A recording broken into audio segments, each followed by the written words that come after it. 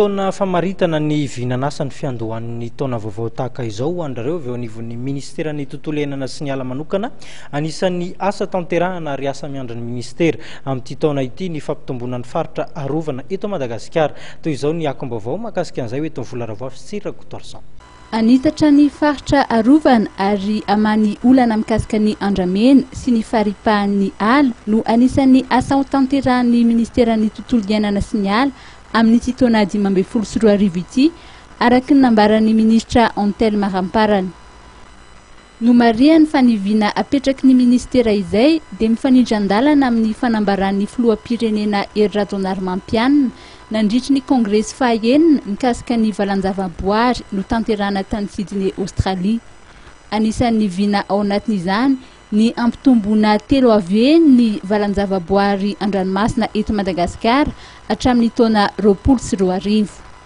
Zany hoe ny vision misy fa tsy maintsy mifanandrify amin'ny plan national de développement moa zany ny vision ministère. Ny azoko lazaina fotsiny dia misy ny déclaration ny engagement nataon'ny président tany Sydney. Iny zany dia anisan'ny azosika lazaina hoe feuille de route ho an'ny ministère aloha eo amin'ny resaka aire protégée. Misy nouvelle aire protégée zay ho ampitomboana surtout ny any an-dranomasina. Ministère zany no anatanteraka an'izay.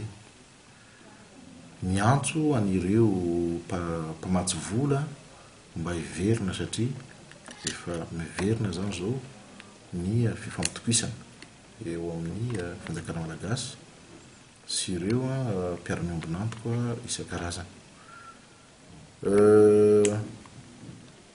Raha ny atotanisana avoaka ny WWF dia mahatratra 8 hektara ny valanjavaboary an-dranomasina ananan'ny Madagasikara.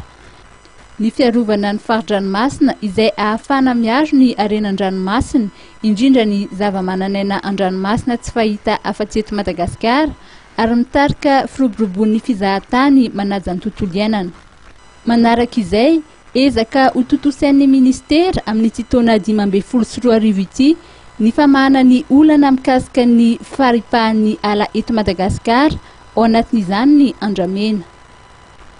Ho an'ny Madagasikara manokana dia ny antsasaky ny faritra ala malagasy no ripaka tao anatin'ny 50 taona. Fanamby apetraky ny ministeran'ny ala sy ny tontolo iainana ny ampiroboroboana ny famboleka hazo eto amintsika ary ny ampitomboana velaran-tany rakotr'ala.